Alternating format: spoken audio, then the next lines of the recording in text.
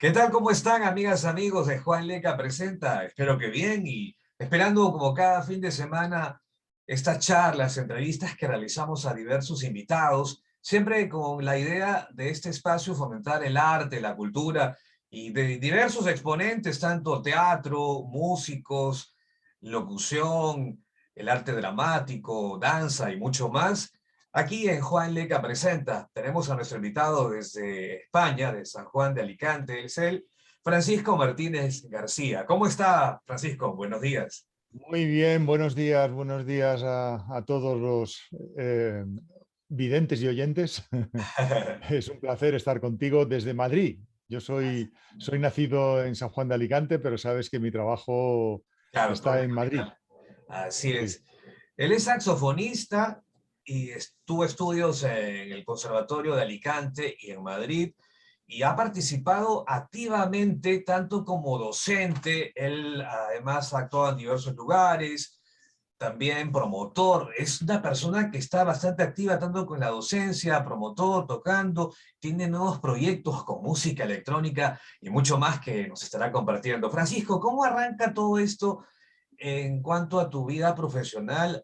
Quizás desde muy pequeño, en la casa, ya tocabas algún instrumento, quizás como muchos, arrancando con el piano.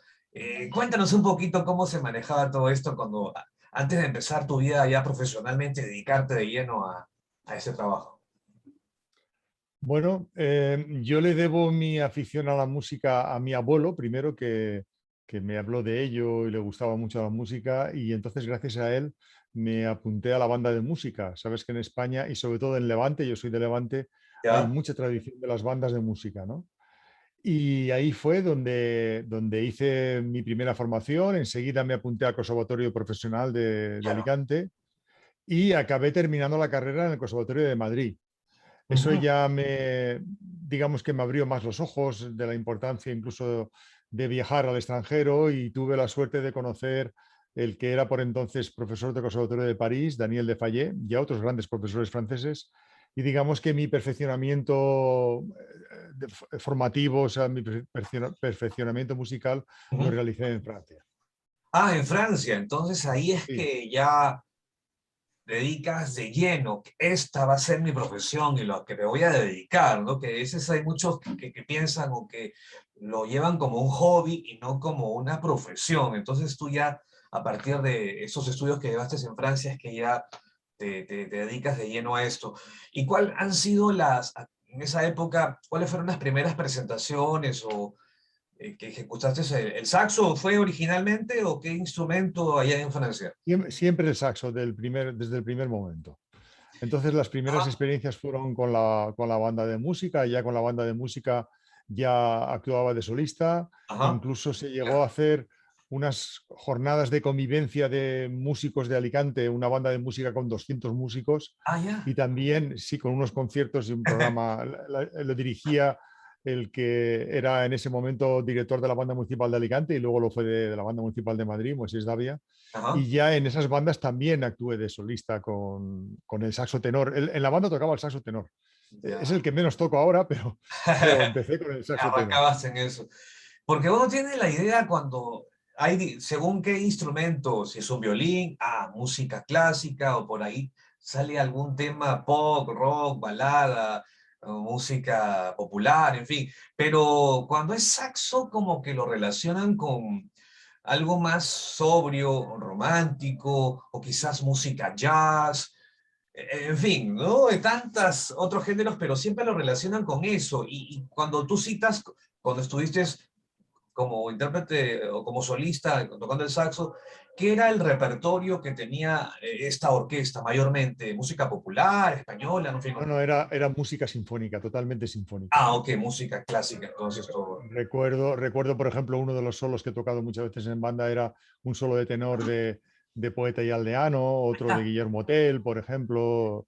Eran solos muy conocidos entonces, pero siempre música clásica. En Europa, los saxofonistas nos formamos en el conservatorio igual que un violín, igual que una flauta, Claro, claro, claro. igual que otro instrumento. Cualquier eh, instrumento. Ujú, Formamos parte de agrupaciones también. De hecho, ujú. ya desde el año fíjate, el año 87 Ya. fundé mi grupo de cámara, que Ajá. primero fue un cuarteto de saxofones, pero hoy en día tiene varias plantillas. Y con ese repertorio hemos tocado autores desde Stockhausen a Stravinsky a los compositores españoles más importantes, siempre dentro del ámbito de la música clásica. Además, Ajá. por ejemplo, nosotros tenemos una particularidad que somos el grupo español que quizá, creo, claro, no he podido comprobar, pero quizá más estrenos mundiales hemos hecho. Mm, En cuanto a música general y en claro, cuanto claro. a saxofón, desde luego a nivel internacional, no creo que nadie haya llegado a realizar 300 estrenos mundiales. Y Ah, nosotros hemos llegado a 300 estrenos mundiales, ajá. que eso no es, No es más que nada común. porque, Sí, sí. sí, porque digamos que el grupo y mi vida la enfoqué a esa relación con el compositor de ahora, que escriban piezas para nosotros, Claro. organizar conciertos, etcétera, ¿no? Y eso es lo que hago, además de la enseñanza, es lo que hago día a día. Algo más participativo y estar enfocándose a qué hacer, qué viene, qué hacemos, ¿no? La idea de proyectarse a qué puede venir. ¿Has estado con este cuarteto y otros han salido fuera de las fronteras de España? Cuéntanos qué otros países de Europa visitaste o alguna anécdota, experiencia que Sí, tuviste. Cuéntanos. bueno, en cuanto a visitas en Europa, pues hemos, así de memoria, pues desde Croacia y Polonia, Alemania, Italia, Francia, Suiza, Inglaterra, Bélgica, Mm, Holanda, Portugal. O toda sea, Europa está en eso es a recorrido. nivel europeo, Estados Unidos también. Ah, ya. Incluso recuerdo una vez en Tailandia, en este momento, en Rusia también. Tailandia. Sí, en Rusia hice un estreno. Ese podría ser la anécdota que buscas. A En ver, Rusia, en el año cuéntanos. 92, ¿Ya? me invitaron a tocar con la Orquesta Filarmónica de Chisinau, que era la orquesta de la radio de televisión de ese país.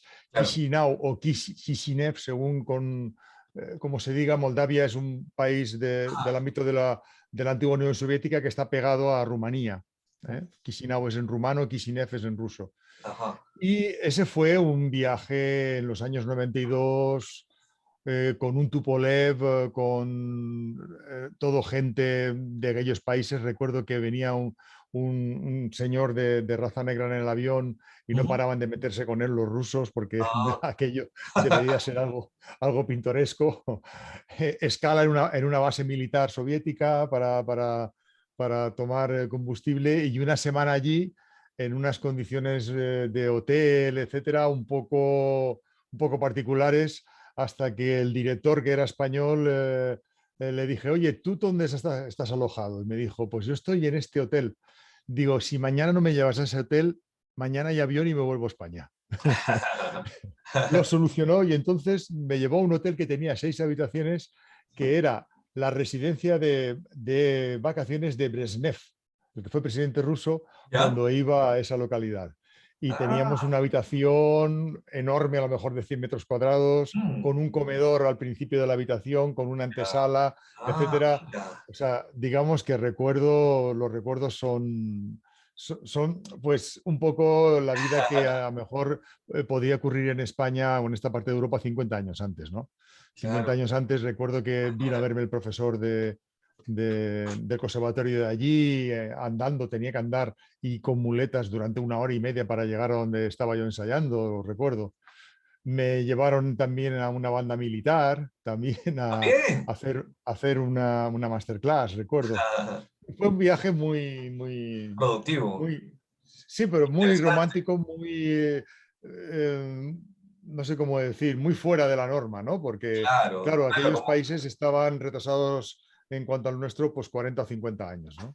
Todavía se acababa de abrir, era la época no recuerdo cómo se llama el presidente, el que tenía la mancha aquí, Gorbachev, era la época de Gorbachev, claro. Gorbachev, que Claro. era Ah, justo el momento de la perestroika. sí, sí, sí. Entonces todavía la Unión Soviética estaba muy, muy cerrada, ¿no? Justamente era la Unión de Repúblicas Socialistas Soviéticas, ¿no? La URSS, la Unión Exacto. Soviética. Antes, ya después ya se separaron, ya como Rusia y ya como otras naciones. Así es. Ujú. Estamos con Francisco Martínez, saxofonista español, conversando, conociendo un poco sobre su trabajo, su trayectoria.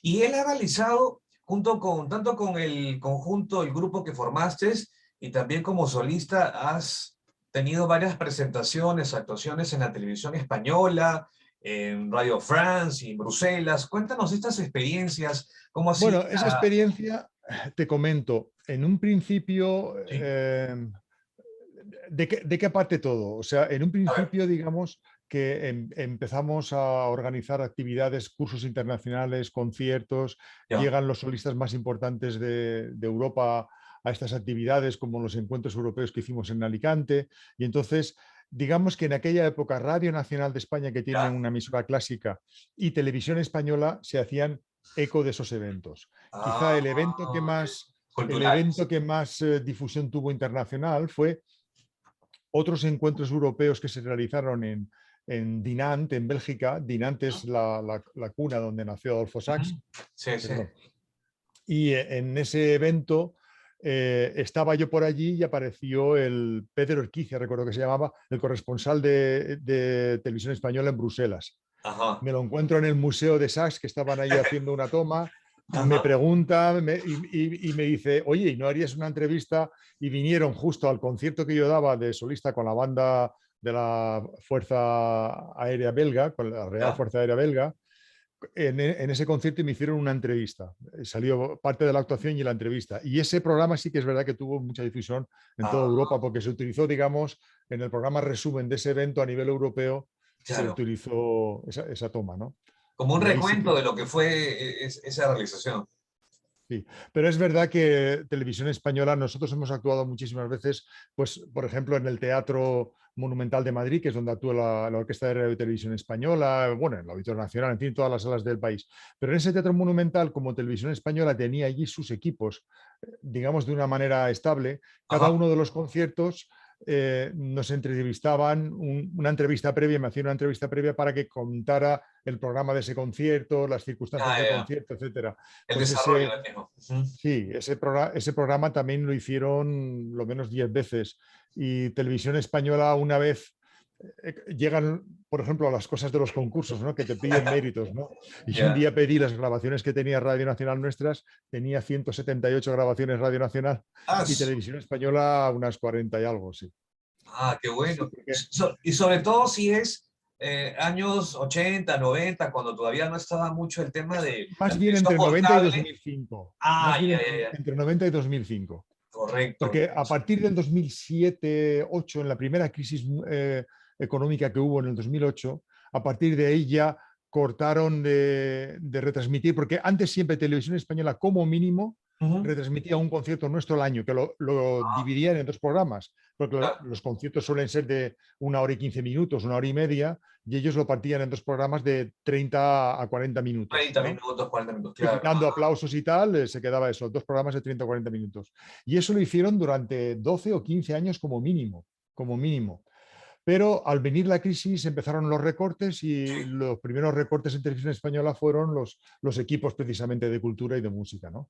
Y fue a partir del año 2007 que nosotros empezamos a grabarnos, a autoproducirnos todos nuestros conciertos y actualmente todos nuestros conciertos se hacen en vídeo, en audio, por Claro. supuesto, e incluso en directo por YouTube. Ya hoy en día, ayer tuvimos Sí. un concierto de un grupo portugués invitado que se llama Síntese, Ujú. y ese concierto lo retransmitimos en directo ya en calidad de estéreo, con muy buena calidad de audio, etcétera, que además desde Oh. Portugal nos escribieron que se veía muy bien, se oía muy bien, etcétera, etcétera. O sea, ya todo se graba en 4K y en audio, digamos, aparte de audio estéreo con buenos micrófonos, etcétera. Ah, Mm. interesante. Y si es que se los ofrecen a esas televisoras, ya tendrían el material servidito solo para colocar y nada más. Sí, sí, sí. Nosotros tenemos una web que se llama worldsax.tv, o sea, Ujú. .tv, en el cual hay cerca del millar de vídeos que se pueden consultar. Ah, mira, Sí, extraordinario, ¿no? Y es un material bastante vasto para compartir y escuchar y hay un sinnúmero claro. Es música contemporánea de saxofón la mayoría, aunque hay cosas muy... Por ejemplo, tenemos un programa de William Walton que ¿Ya? se llama Fasad, que es una obra que dura 40 minutos con narrador, que se ha hecho con orquesta, pero el original es Ah, con 6 instrumentos. Ese lo hemos hecho en muchos festivales. En el Festival de Santander ya, de Santander. España, que está considerado el mejor festival, ese año la prensa lo consideró la mejor actuación de todas. Y ese Ah, vídeo se ha reproducido muchísimo con Anthony Madigan como actor narrador en inglés, porque el texto está en inglés, narrador de todo el concierto, y lo hemos repetido ese programa como 4 o 5 veces en muchos festivales, les gusta mucho. O sea, digamos que hay piezas más... Este año vamos a celebrar, por ejemplo, el año Stravinsky con transcripciones y vamos a hacer incluso hasta la historia del soldado también. O sea que digamos que también hay repertorio que es muy conocido dentro de la música de cámara para el saxofón, ¿no? ¿qué te parece si nos compartes algo de lo que sabes muy bien hacer con el saxofón? Algo para Bueno, compartir ¿sabes, con la teleaudiencia que sabe- nos está siguiendo. sabes que así en videoconferencias es muy complicado porque Sí, normalmente yo lo que tengo te he enviado algún clip que luego sí. puedes añadir de trocitos con piano, con electrónica, porque a solo queda bastante mal. Pero bueno, estaba preparando antes el próximo concierto que tengo la próxima semana, o sea que el saxo lo tengo ahí. Vamos a ver A lo ver, que puede salir. Vamos a ver qué correcto. suena. A lo mejor la caña está seca, tú sabes de eso y suena fatal. O sea que Así es, vamos a ver vamos lo que a pasa. compartir entonces con nuestro invitado, el saxofonista español Francisco Martínez. Ustedes ya lo ven ahí, conocer un poco sobre su trabajo y vamos a escucharlo. Adelante.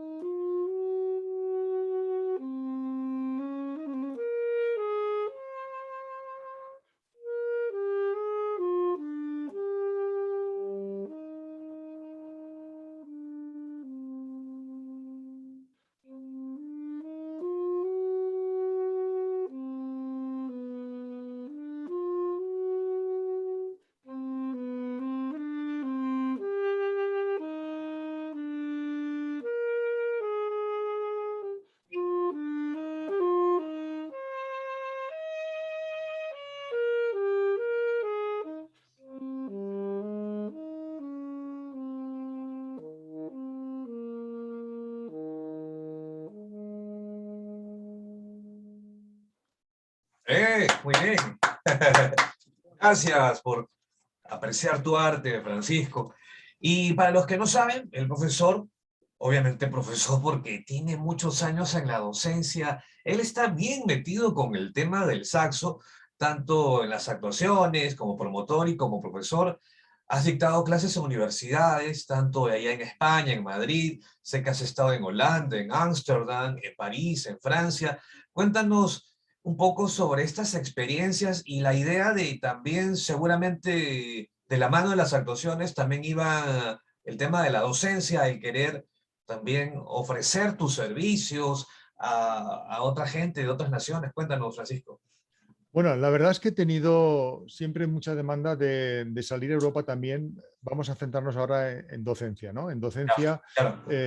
yo saqué la oposición cuando en España era un único país, me refiero a un único país administrativamente, Ya. y la oposición eran del Ministerio de Educación para todo el país y se presentaban 40, 50 saxofonistas a las plazas y en el año 1986, ya ha llovido, saqué el número uno de esa oposición con diferencia y eso me permitió elegir el destino y elegí la capital porque era, aunque yo soy alicantino de origen, no había plaza en Alicante, Sí, con pues, lo cual el mejor igualmente. destino era Madrid, ¿no? Así es. Bueno, pues ahí he realizado la labor y digamos que un centenar de profesores de España de saxofón han pasado por mi clase, incluso algunos son profesores en el extranjero, incluso. Ah, mira. Y digamos que he tenido una proyección docente bastante importante en toda Europa, ¿no? Porque a partir de eso tuve mucho contacto. Yo finalicé mi formación en París, en Francia, primero con Daniel Defayet, Ujú. que era el profesor del Conservatorio Nacional Superior de Música de París, y con Serge Bichon, que era el profesor de Lyon. Ambos ya no están con nosotros, y también llegué incluso a hacer la oposición de profesor en Francia, formándome con Jean-Marie Londex, cuando a partir de los años 90 se abrieron las fronteras y entonces ya podíamos participar de unos países a otros.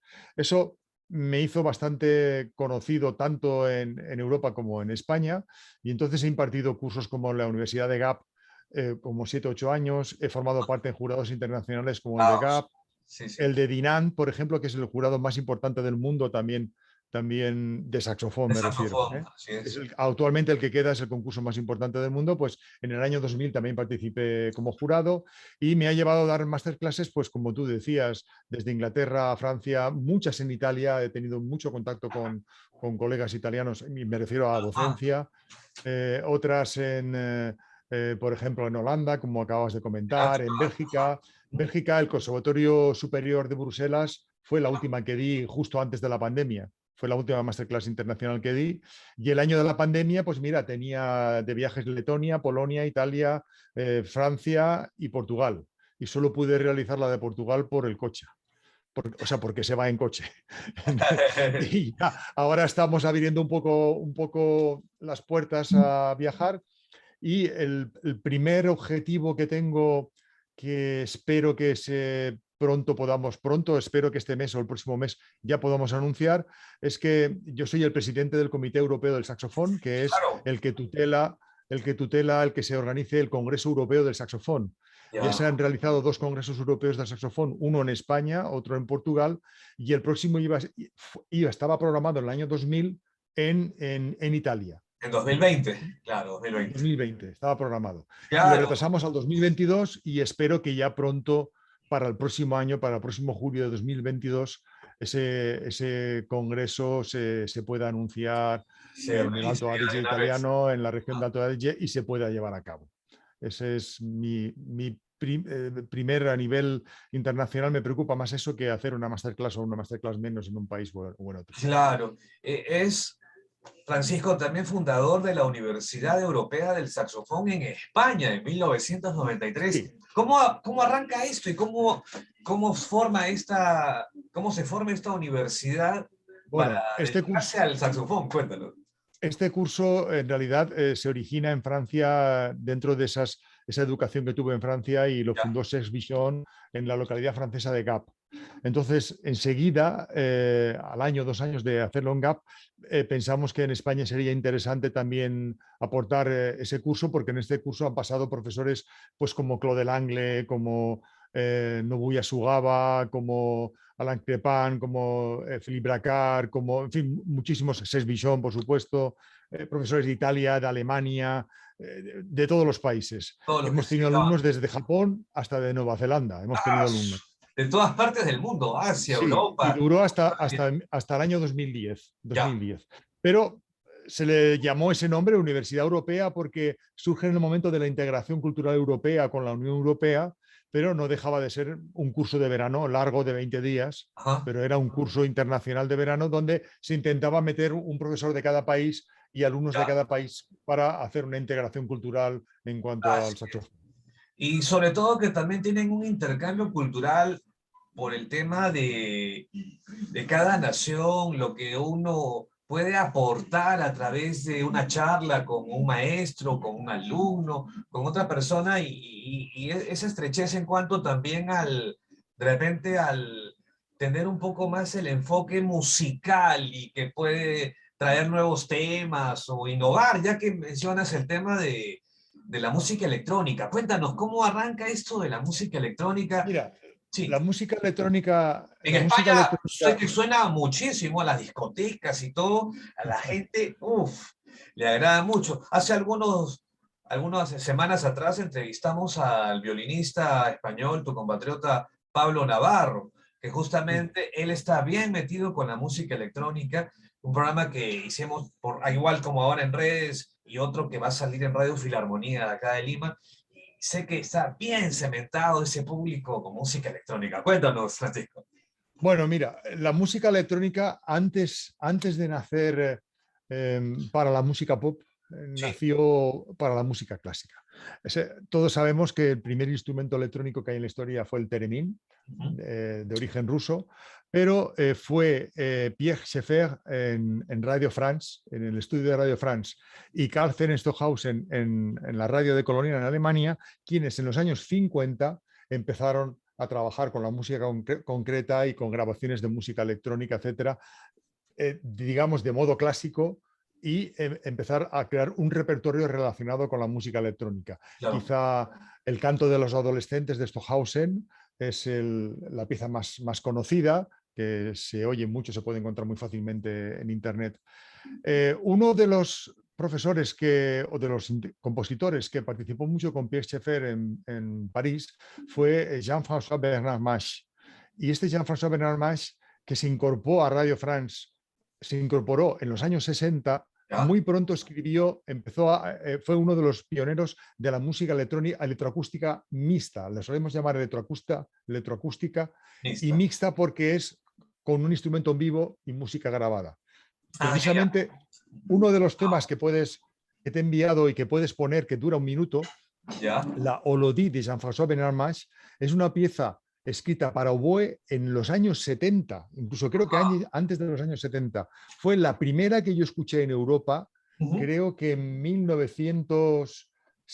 1976, por ahí, en Aix-les-Bains, un congreso europeo, se lo escuché a un colega europeo, me encantó, fue la primera pieza que compré, que todavía venía y la tengo guardada en cinta abierta. ¿Sabes lo que te quiero Ah, decir, cinta en abierta? carretes. Tú que trabajas en la La radio, cinta carrete. Sí, sí, sí. sí, Yo por eso ahí es, venían. conservo algunas cintas de esas épocas, porque yo justo entro en una época en la radio que estaba en proceso en la sistematización de la computadora, y por acá los CDs, los cassettes, los carretes y todo, los LPs, ¿no? ¿Y qué pasó? ¿Y Bueno, la pues tienes en esta cinta pieza magnetofónica? ¿La tienes ahí? viene en cinta abierta, pero además tiene Excelente. seis tracks que te tiene que disparar un técnico que sepa música. Ah, Así empezamos la música electrónica. y sobre Bueno, todo esto ha que evolucionado esas por cintas, sintetizarte. la calidad es buenísima, se siente Sí, sí, sí, todo, muy todos buena, los instrumentos, todo, se aprecia muy todo. Sí, buena. sí, muy buena. Bueno, de verdad que luego la entrevista merece la pena que pongas ese track. Dura Sí, un sí, minuto, sí. nada más es una selección de esa obra, porque es increíble lo que esta gente hacía en los años 70, según me decían a mí los compañeros que habían trabajado con él, me decían que ellos recortaban esa cinta abierta en trozos, la iban pegando, Claro, la van le añadiendo. daban la vuelta, Ajá. le daban la vuelta, la ponían de una manera según los fragmentos que querían hacer de figura musical, de corchea, de Claro, semicorchea, etcétera. Y lo que suena es increíble. Esa precioso. pieza es el saxo soprano. Hans Holliger fue quien lo estrenó en oboe, Ajá. y el saxo soprano, yo toco la versión que se grabó en el año 90, fíjate si hace años que se grabó, en Radio Nacional, y yo toco el saxo soprano con esa cinta de oboe debajo. Y Ah, la fusión es increíble, es increíble. Además es muy difícil porque la tienes que seguir de oído, es imposible leer lo que está en la partitura, tienes que encajarlo de oído, el final. A mí es una de las piezas que más me gusta. Bueno, correcto. eso surgió en el año 90 y por terminarte lo que es la música Sí, electrónica, claro. digamos que una gran parte de los estrenos que he promocionado como intérprete han sido de música electrónica, y al final he conseguido que en mi conservatorio se haga un máster de creación e interpretación con música electrónica, nuevas tecnologías, y digamos que ahí sí que tenemos un estudio totalmente moderno, con mucha inversión económica, con muchos equipos, ordenadores, etcétera. Y esa pieza se sigue tocando, pero hoy en día lo bueno que es dispararla con un pedal, con programas que tú mismo tienes el Claro. track, tienes todo. O sea, hoy en día es bastante autosuficiente la música electrónica, bastante Es, autosuficiente. Solamente necesitas un técnico de sonido que mezcle al exterior, mezcle lo que se oye bien, para que, digamos, que el instrumento en vivo no supere o se quede superado por la música electrónica, que haya un equilibrio, claro. ¿no? Excelente. Pero eso ha cambiado muchísimo, muchísimo. Francisco, cuéntanos, la gente que nos viene siguiendo en las redes sociales, en Instagram, Facebook, YouTube, ¿cómo puede conocer un poco más sobre el trabajo que realizas, ya como promotor, profesor, las actuaciones y mucho más? ¿Cuál es tu canal en YouTube para ver los videos y una serie de presentaciones, tu página? para que la gente que nos Bueno, está a mí es siguiendo muy sepa un poco fácil. más de tu trabajo. Sí, es muy fácil localizarme en YouTube y en las redes sociales porque mi Nike es Sax Francisco, SAX Francisco. Ya. Entonces, tanto mi página es saxfrancisco.com Ajá. como YouTube también, me parece recordar que es Sax Francisco, el canal de saxofón clásico, parece Ah, que se llama así, porque pero buscando Sax Francisco en YouTube salgo, en Facebook, en Instagram, en Twitter, etcétera, incluso en LinkedIn. Es muy fácil conocerme. Ahora, con la pandemia empecé a colgar en YouTube. Lo que pasa es que reconozco que sinceramente me falta tiempo, porque mira, en estos momentos tuve concierto el 26 de septiembre, ayer 17 de octubre yo no tocaba, pero lo presentaba, 30 de octubre tengo concierto, 10 de noviembre tengo concierto, 21 de noviembre tengo concierto, una recargada así. agenda. Ujú. Claro, y trabajo 3 días a la semana en el conservatorio, con lo Ya. cual me cuesta mucho, pido disculpas a mis seguidores de YouTube, me cuesta mucho grabar vídeos específicos, pero me piden muchos vídeos, aparte de estas actuaciones que Claro, pongo canales de piezas explicando cómo es la pieza y tal, excelente. me, me piden muchos vídeos de la embocadura, que los tengo, de la emisión, de cómo empezar con el saxofón, incluso Ajá. mucho de Latinoamérica, muchísimo. O sea, incluso me han pedido clases particulares que lo siento, pero no tengo tiempo. No tengo tiempo para dar clases particulares online y digamos que ahí es donde me quiero volcar en YouTube, de modo de que la gente el día de mañana, porque todos pasan, los compositores dejan su obra y yo como intérprete quisiera dejar como profesor mi manera de enseñar y mi manera de tocar en YouTube. Esa es un poco la idea que tengo ahora. Y es un canal que no lleva ni un año abierto, no lleva ni un año, pero la verdad es que tengo mucha interacción, mucha gente que me escribe, gente que me pregunta, que me piden cosas y creo que puedo ayudar en algo desde ese punto Aportar de vista. con tu Yo creo experiencia. que puedo aportar, sí. Así es, eso es lo más importante. Bien, ha sido grato tenerte en el programa, Francisco, Un y placer. deseándote mucho éxito en lo que queda de este año 2021, en lo que se viene en 2022, los proyectos que se realicen porque quedaron truncados en 2020, entonces ver esa luz al final del camino para poder de nuevo estar ahí pues en actividad con lo que uno quiere hacer y que quiere aportar y que quiere dar a conocer y seguir con ese trabajo del saxofón y que cuanto más gente haya estudiando, preparándose, verlos pues en los escenarios y mucho más. Un abrazo hasta España. Mil gracias por tu compañía, por estar con Igualmente, nosotros. igualmente con el corazón desde España. Un Gracias. abrazo, de verdad. Un abrazo, gracias Francisco. Hemos estado compartiendo Adiós. esta interesante entrevista con nuestro invitado hoy aquí, Francisco Martínez. Gracias, hasta pronto, cuídate. Chao. Hasta